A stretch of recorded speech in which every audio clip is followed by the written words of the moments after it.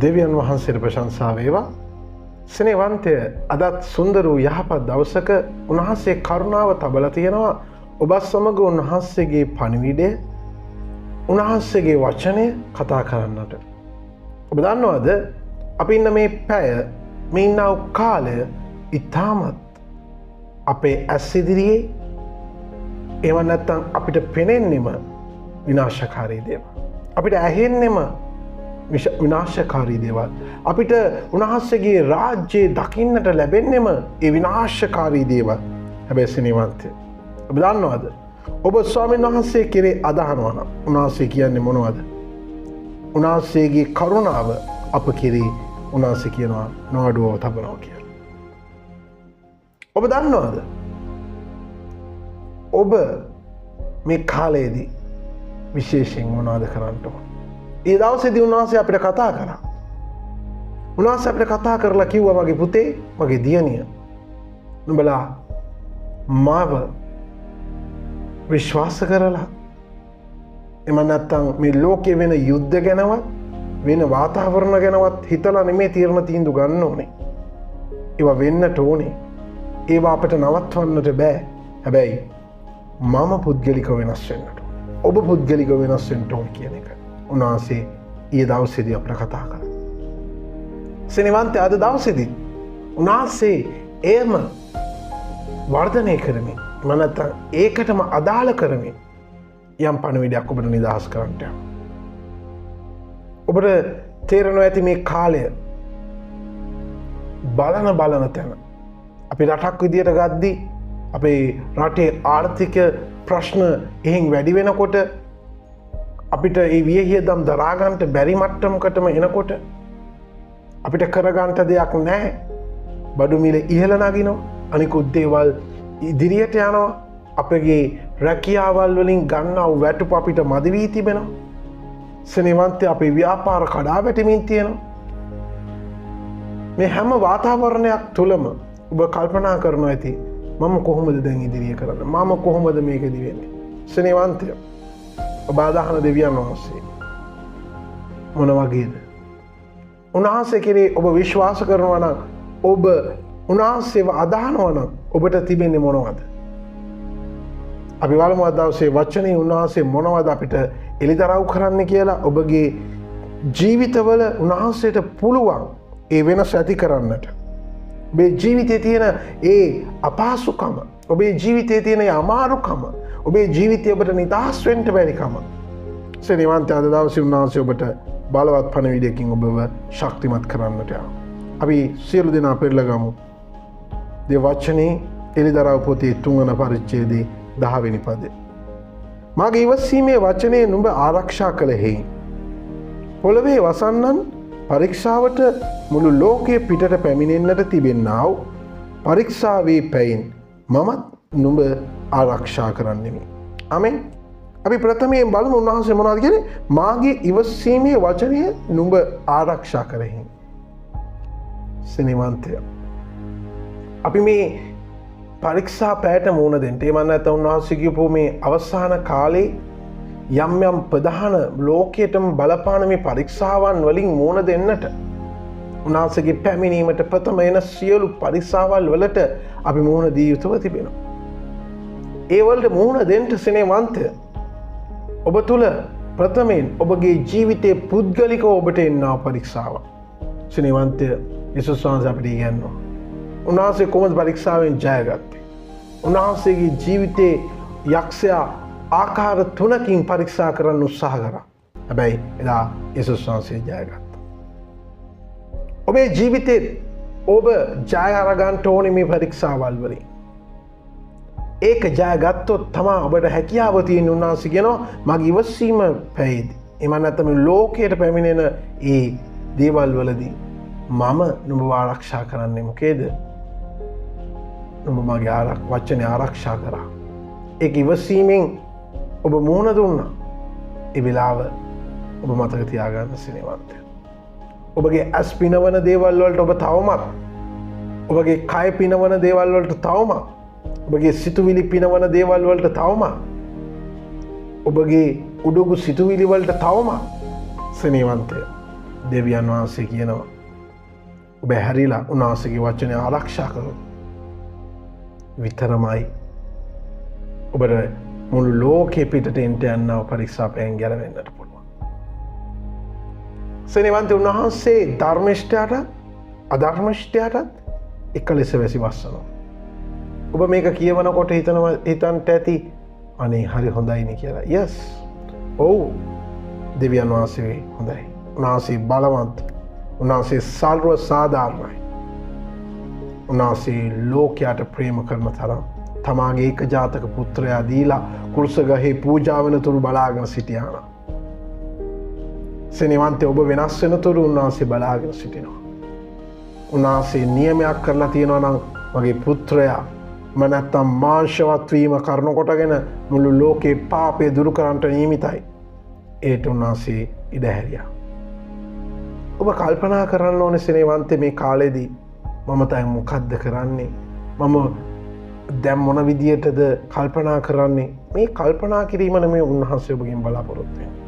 ඔව් යුද්ධ සහ කෝලහල ඇති වෙනවා. ಜಾති ජාතීන් අතර විරුද්ධතාවය ඇති වෙලා ඒවා විනාශකාරී තත්වයට ඇවිල්ලා තියෙනවා. සාගත තත්වයන් ඇවිල්ලා තියෙනවා. වසංගත තත්වයන් ඇවිත් තියෙනවා. සෙනෙවන්ත මුළු ලෝකෙම විනාශකාරී අඳුරු කාලයකට ඇවිල්ලා තිබෙනවා.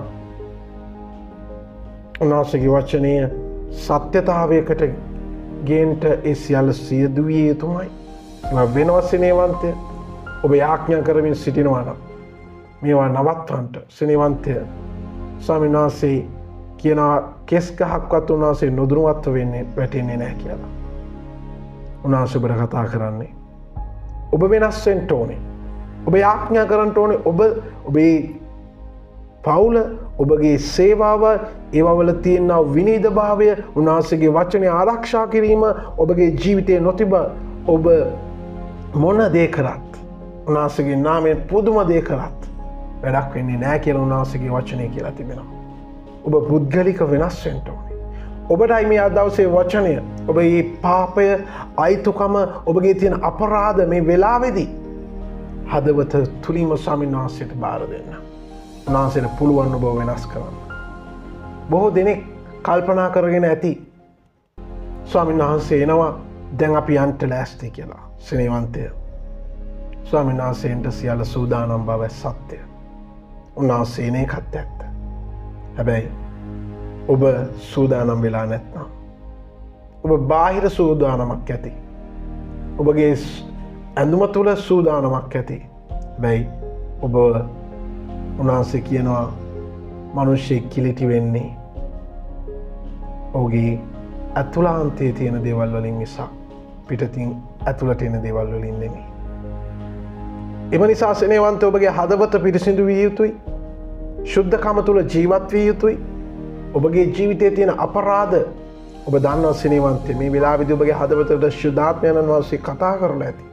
ඔබගේ මුඛයේ පාලනයක් නැත්තම් ඔබේ සිතුවිලි පාලනයක් නැත්තම් ඔබේ ක්‍රියාවල් වල පාලනයක් නැත්තම් ස්වාමීන් වහන්සේ එපා කියපු දේවම නම් තවමත් කරන්නේ. තවමත් ඔබ රූප නමස්කාරය කරනවා නම් තවමත් ඔබ දෙවියන් වහන්සේ පිළිගත යුතු සුදු යාගයක් බවට ඔබ පත් වෙලා නැතිනම් මෙන්න ඒ ඔබටයි දැන් ස්වාමීන් වහන්සේ කතා කරන්නේ මගේ පුතේ මම ඉතා ඉක්මනින් එන්ට යනවා. නුඹලා මම මේ පරීක්ෂා පැයෙන් ආරක්ෂා කරන්නටත් යනවා. හැබැයි නුඹලා මගේ වචනය ආරක්ෂා කරලා නැහැ. උන්වහන්සේ ඔබට යම් දෙයක් අඟවමින් සිටිනවා. සෙනෙවන්ත මේ ඔබටයි කතා කරන්නේ ස්වාමීන් වහන්සේ. තව පස්සට තව අනේ මම තව ටික දවසකින් වෙනස් වෙනවා කියන ඒ අඥාන තීරණය ගන්න නැතුව සෙනෙවන්ත මේ වෙලාවේදී මුළු හදවතින්ම තීරණයක් ගමු. ඔබ ඉන්න ස්ථානයේදී එක්සිට් වෙන්න. ඔබ මුළු හදවතම මේ වෙලාවේදී ශුද්ධාත්මයන් වහන්සේට බාර දෙන්න. උන්වහන්සේ දැන් ඔබට එළිදරව් කරමින් සිටින ඔබගේ තියෙන දුර්වලකම්. මෙතන ඉන්න අය මිනි මරන්නේ නැතුව ඇති. මෙතන ඉන්න අය සමහරක් වෙලාවට මත්ද්‍රව්‍ය වලට වහල් වෙලත් නැතුව ඇති. මෙතන ඉන්න අය ස්වාමීන් වහන්සේගේ වචනය තුල ජීවත් වෙලා හැබැයි දැන් ස්වාමීන් වහන්සේව එපායි කියලා ඉන්න අයත් ඇති. සෙනෙවන්තය කොයි හෝ ආකාරයෙන් ස්වාමීන් වහන්සේගේ වචනය කඩ කරන ඔබගේ සිතුවිල්ලක් ඔබට ශුද්ධාත්මයන් වහන්සේ ඉදිරිපිට තිබෙනවා නම් මේ වෙලාවේදී බාර දෙන්න සෙනෙවන්තය. උන්වහන්සේ දැන් ඔබට මතක් කරනවා. උන්වහන්සේ පා කියපු දේවල් ඔබ කර තිබෙනවා නම්. ඔබේ ස්වාමි පුරුෂයාට විරුද්ධව, ඔබේ භාර්යාවට විරුද්ධව, ඔබේ සභාවට විරුද්ධව, ඔබේ දෙමාපියන්ට විරුද්ධව, ඔබගේ ආශාවල් නිසා දරුවෝ දුකට පත්වෙන ආකාරයට ඔබ හැසිරුණාද? සිනවන්තේ මේ වෙලාවේදී සැබෑ පසුතැවීමකට එන්න, උන්වහන්සේට බාර දෙන්න, ජීවිත වෙනස් කරන්න උන්වහන්සේට පුළුවන්. ඔබ විශ්වාස කරනවා නම් අද දවසේ ඔබගේ තියෙන ඒ හැම ප්‍රශ්නයකින්ම උන්වහන්සේ නිදහස් කරන්නට යනවා. උන්වහන්සේ කිව්වා පොලියට ගන්නට යන්න එපා, ණයට ගන්නට යන්න එපා කියලා. හැබැයි ඔබ ඒවා ස්වාමීන් වහන්සේගේ වචනේ නොඅසා ඒ වෙලාවේ තිබ්බ අයහපත් වාතාවරණ නිසා ඔබ මේ දේවල් අරගෙන අද පසුතැවිලි වෙලා මේ දේවල් කරගන්න බැරුව ඔබට දැන් ඉතුරු වෙලා තියෙන්නේ මරණය කියන දේ විතරක් කියලා ඔබ හිතාගෙන ඉන්න කෙනෙක් වෙන්නට පුළුවන්. සිනවන්ත ඔබ පසුතැවිලි වෙන්න. ඔබ යම් විදියකට සිර වෙලා ඔබගේ පවුල කෙනෙක් මේ වන විට යම් දේවල් වලට ඇබ්බැහි වෙලා යම් දේවල් වලදී ඒවා තුලින් නිදහස් වෙන්න බැරුව ඉන්නවා ඇති. ඒ වගේම ඔබගේ පවුල කෙනෙකු සිරගත වෙලා වැරදි දේවල් කරපු නිසා ඒවා වලින් නිදහස් වෙන්න බැරුව ඒ අවුරුදු ගණනාවක් ඔවුන් පීඩා විඳමින් ඇති. සෙනෙවන්ත උන්වහන්සේගේ වචනය තුල ඔබ සැබෑ පසුතැවීමකට ඇවිත් ඔබ ඉන්නවා නම් උන්වහන්සේ ඔබත් ඔබේ පවුලත් අද දවසේ නිදහස් කරන්නට යනවා. මුළු ලෝකයටම එන්ට යන පරීක්ෂා පැයින් නුඹලාව ආරක්ෂා කරන්නට යනවා සෙනෙවන්තය. විශ්වාස කරන අය ස්වාමීන් වහන්සේට යාඥා කරමින් ස්තුති කරන්න. ස්වාමීන් වහන්සේ මාවත් මගේ පවුලත් ආරක්ෂා කරන්නට යන නිසා ස්තුති. ඔබගේ මුළු වචන ඔබ උන්වහන්සේට බාර දෙන්න සෙනෙවන්තය. උන්වහන්සේ ඔබත් ඔබේ පවුලත් උන්වහන්සේ සම්පූර්ණයෙන් නිදහස් කරන්නට යනවා. උන්වහන්සේට හැකියාව තිබෙනවා. උන්වහන්සේ බලවත් වූ දෙවියන් වහන්සේ. අඳුරු කාලේ මේ ලෝකයට පැමිණලා තියෙනවා. නමුත් උන්වහන්සේ ඔබට කතා කරනවා. ඇයි තව පමාවන්නේ? සරිකාලාබාෂිතු රිමේලියාලාබත්තරියන්තලික. සෙනෙවන්තය මේ වෙලාවේදී ඔබගේ හදවත ස්වාමීන් වහන්සේට දෙන්න. ස්වර්ගයේ වැඩ සිටින අතිධර්මික දෙවී පියාණනි, ඔබගේ හස්තයට අදවසේ ඔබ හදවත තුළ ස්වාමීනි යම් කිසි කෙනෙකු පියාණනි සම්පූර්ණයෙන්ම ඔවුන් නිදහස් වෙන්න උවමනාවෙන් ඔවුන් කරපු දේවල් ගැන පශ්චාත්තාප වෙනවා නම්, ඔවුන් කරපු දේවල් ගැන පසුතැවිලි වෙනවා නම් මේ වෙලාවේදී ඔබ වහන්සේ මෙයාට සහනයද, සමාවද, කමාවද ඔබගේ ලේ කරුණ කොටගෙන ඔබ වහන්සේ දැන් නිදහස් කළ මැනව. ස්වාමීනි මෙයාගේ ජීවිත බාර කරනවා. ඔබ වහන්සේ අද දවසේ මොවුන්ගේ ජීවිතවල බලවත් කරුණාවක් තබලා, බලවත් ප්‍රේමයක් තබලා එයාට නිදහස්කම තබව මැනව. යාමක රෝගාතුරව සිටිනවද? ස්වාමී යේසුස් ක්‍රිස්තුස් වහන්සේගේම නාමයෙන් එයාට වහන්සේගේ සුවය නිදහස් කළ මැනව. යාමක ස්වාමී පවුල තුල යම් ප්‍රශ්නයක සිටිනවද? දැන් යේසුස් ක්‍රිස්තුස් වහන්සේගේම නාමයෙන් සමාදානය ඇති වුණ මැනව. යාමක ස්වාමී ඔවුන්ගේ ජීවිතවල ස්වාමී යම් ණය ප්‍රශ්නයක් නිසා යම් වේදනාකාරී තත්වයක් තුලින් ගමන් කරනවද? සෑන් ස්වාමී වහන්සේගේ අවශ්‍ය කරන ආර්ථික සැපයීම ඔබ වහන්සේ නිදහස් කළ මැනව. ස්වාමීන් මොගේ රැකියාව ව්‍යාපාර ගැන යාඥා කරනවා. ස්වාමීන් ඔබගේ ආශිර්වාදය නිදහස් කළ මැනව. මේ දවසේදී මෙයාගේ ජීවිත සැබෑ පරිවර්තනයක් ඇති කළ මැනව. ස්වාමීන් ඔබ වහන්සේගේ පැමිණීමට මෙයාව සූදානම් කළ මැනව. ස්වාමීන් ඔබ වහන්සේ මෙයාගේ කණ්ඩායම් වශයෙන්, පවුල් වශයෙන්, පුද්ගලික වශයෙන් ස්වාමීන් ගොඩනැගෙන්න ඔබගේ කරුණාව නිදහස් කළ මැනව. දැන් ස්වාමීන් ඔබගේ හස්තයට බාරයි පියාණනි. ආද දවසේ දුන්න ඔබගේ ශක්තිමත් වචනය නිසා ස්තුතියි. මේ සියලු දේ බාර කරමින් කැප කරන්නේ අපගේ ගැලවුම්කාර නාසලිය ක්‍රිස්තුස් යේසුස් වහන්සේගේම අති බලවත් වූ නාමය නිසාමය. ආමෙන්, ආමෙන්, ආමෙන්. ඔබ සියලු දෙනාට දෙවියන් වහන්සේගේ ආශිර්වාදය නිරන්තරයෙන්ම ලැබේවා. ජේසුස් වේදයි. ඔබට අපගේ WhatsApp group එකට එක්වීමට අවශ්‍ය නම් පහත link එක ඔස්සේ අප හා එක්වන්න. ජේසුස් වේදයි.